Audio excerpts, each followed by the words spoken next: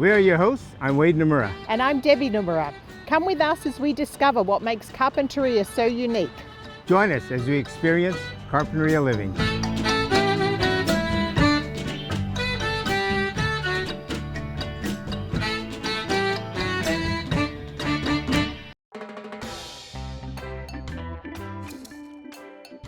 Now been here, 21 years. 21 years. We believe it's one of the top 10 brewery views in the world, although we haven't been all over the world to make sure, but I can only think of a couple that are equal to this. Here we are at Carpinteria's Island Brewery, one of the famous places and some place where everybody in Carpinteria knows. With me today I have Paul Wright, who is the owner, and he's going to give us a tour of the place. Paul, welcome. Well, thank you for coming. And this, of course, is a special weekend for us. We're celebrating our 21st anniversary this weekend. Wow, we have a special glass, special beer, and we'll have quite a bit of music this weekend too. So it's a great time to come by and show off the brewery. Nice, nice. I saw the 21. I thought maybe that was your age or something like that. Yes, well, it makes it legal now. It makes it legal. Very good. So now the beer is officially legal. That's right. That's right. So tell us a little bit about yourself. Well, we were living up in Northern California. I had tried working on little wine, and it just never worked out all that well. You really need full big barrels and great grapes, and of course, that's what the commercial wineries have, is the great grapes. So I knew a little bit about fermentation, and then my wife gave me a homebrew kit for Christmas, and you just take the can and pour it in the container and add water, throw in some yeast, and you make beer. I served it to my neighbors and they all loved it, so I did it again. Then by 4th of July weekend, I visited the fair. The Homebrew Club had a big exhibit, and so we joined the Homebrew Club, learned all the intricacies of brewing. Finally, I worked at Marin Brewing for 2.5 years, getting some of the technical qualities in the commercial brewing. Our Homebrew Club did very well. By the time I left, they were California Homebrew Club of the Year. It was a great experience, but as we started looking around, our 3 daughters had all gone to UCSB, and a couple of them stayed and gotten married, and so we thought, this is probably where we want to be. We looked in Santa Barbara, Goleta, and then came to Carpinteria, and fortunately we found a place at one of the warehouses down here. And what a happy circumstance, because Carpinteria is a great community. The city was very welcoming. We were there for a few years and then came in here in 2005, and we've expanded some too. A lot of it is outside. Now tell us a little bit about your beer. Do you actually make it here in-house? All the equipment is in the back, and we do everything here, including the bottling and the kegging and the canning. So you get a grandstand view of the train here also. I like that. Well, hopefully they'll stop and have a great time in Carpinteria. And let some people off for your place. That's right. This is a one-stop shop. And people can buy it, from the cooler or fresh beer on tap. Let's go ahead and take a look at what you have in the back. And by the way, watch that beer for me. I don't want you spilling any of that. No, I don't think so. That was mine, right? So. Yeah, I might have to drink it down. Okay, all right, good. Let's go. Thanks. That worked out well, everything but the train. Yeah.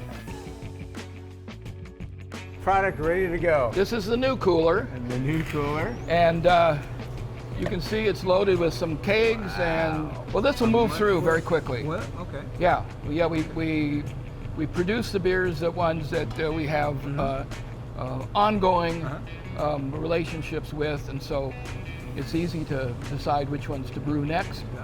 Additionally, we always come up with a special beer, a rotating beer, because one of the first questions people ask is, what's new? Okay. What do you have new? That's good. So we've answered that by having our rotating taps. So now most of your inventory, is it in the kegs, or do you do most of your sales in cans? Well, the cans would be for off-premises, the grocery stores. The kegs would be primarily for at the bar. Right. And a good percentage of our volume is actually sold at the bar. Oh, okay. So you have your vats over in this room here then, right? Right. Let's go take a these look are where the at that. tanks are. Okay. You can see there's one of the brewers is working, getting things ready. They were actually brewing today. That's why you can hear this hum. The process starts with a mill back here, and we send it up and into the mash tun, which is the top tank. Okay. The bottom tank is water, hot water. Okay. You're soaking the grain, and then eventually after an hour you're moving it over to the brew kettle, and you can see through the window that it's bubbling and Right. boiling at this point. We'll turn off the heat, run it through the heat exchanger and drop the temperature, and then you can see by the gray lines it goes back into one of the tanks. Got it. So these are the gray lines here. This Yeah. is actually feeding tanks. Right. Wow. There's a lot more to it than that, but that's the basic.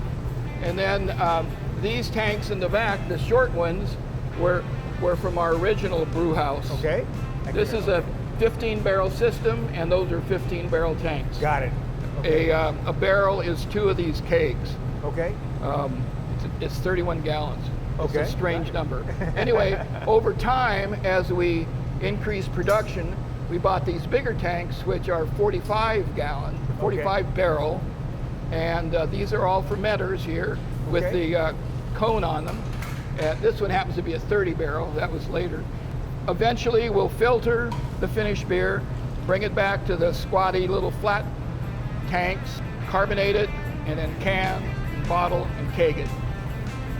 So it's a pretty efficient system, and yeah, he's actually pushing the yeast in. Okay. Or he was pushing yeast in. Yeah. Wow. So tell us about your special flavors. How do you make that?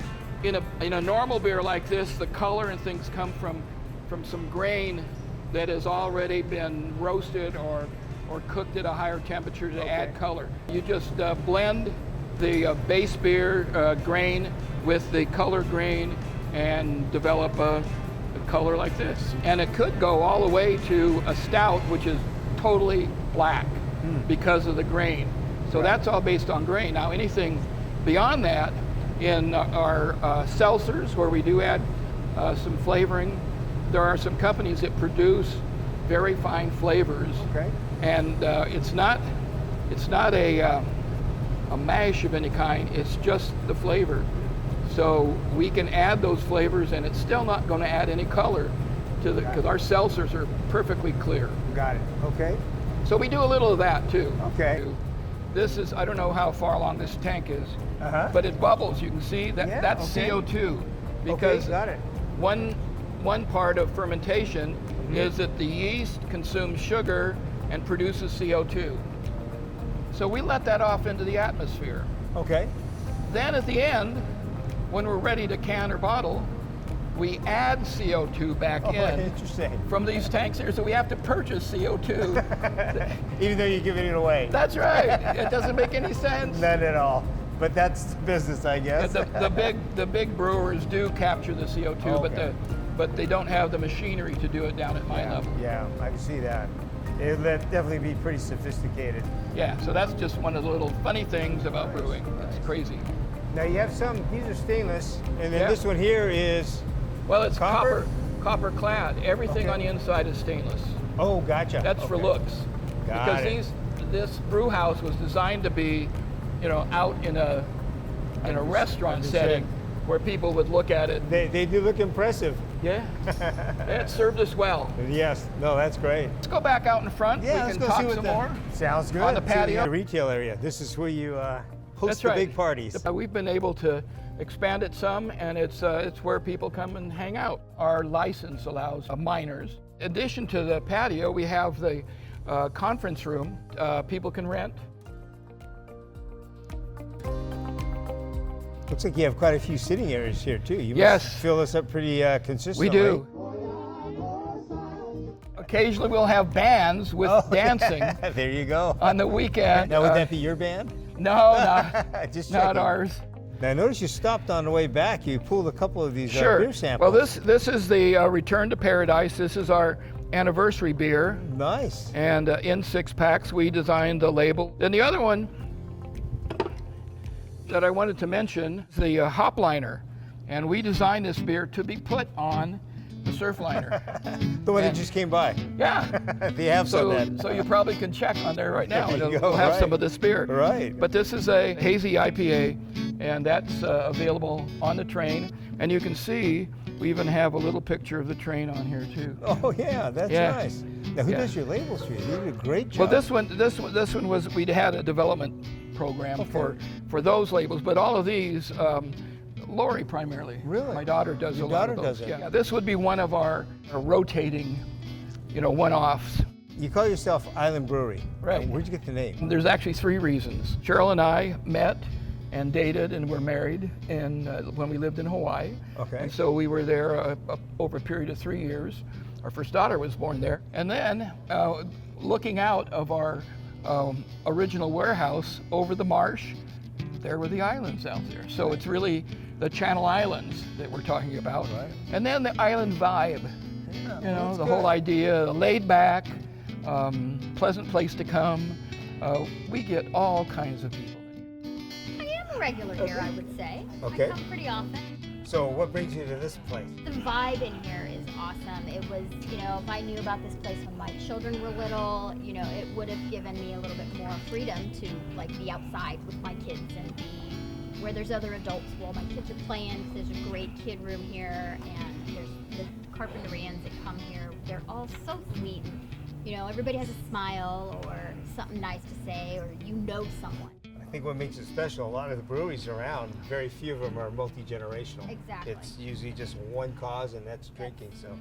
It's so awesome to be here on a Sunday afternoon while listening to a band and enjoy the sun, enjoy the ocean, enjoy the vibe of here, and listen to some great tunes. And that was sort of our plan, although you never know how it's going to develop. But the idea was that this would be a family, sort of a English pubish, so a place that people could come and spend some time and meet with friends. And so many times people have come in and say, I'm new to town, I don't know anybody. And I said, oh, talk to Dan, or talk to this, or the next person at the bar. And by the time they leave, they've got some friends here already. So many of my friends are here, and the relaxed, open atmosphere. And the island vibe right there. Very much so. Nice. Got music and food trucks. Are you a listener, or are you one of the performers? Occasionally a performer. And my wife is here. She's our partner in crime here for the brewery. And Hey, Cheryl, thanks for joining us. Thank you. Nice to be here. we have food trucks from Thursday, Friday, Saturday, Sunday. Because we don't really have food here, we focus on the beer. I think one of the big advantages, you're not having to turn tables like a restaurant. That's right. Like all the Absolutely. Other breweries do. It's a different sort of an environment. And what kind of foods do you have? Thursday is a Mexican ceviche Okay. truck, and then Friday is a full service Mexican truck. Saturday is shrimp versus chef, and so it's all shrimp oriented. He's the only shrimp food truck in California, he says. And then Sunday we have a full pizza oven on a trailer that he brings in. Wood fired, yeah. I'll have to see that one. If Wood you're fired. here when they don't have a food truck, my favorite thing is you can order in and it gets delivered right to you at your table from the local Sure. restaurants. That is true, yeah. That's a real bonus. You can just come here, sit down and relax and everything's taken care of. Yeah, and it's amazing that the restaurants know who you are. That's right, they sure do.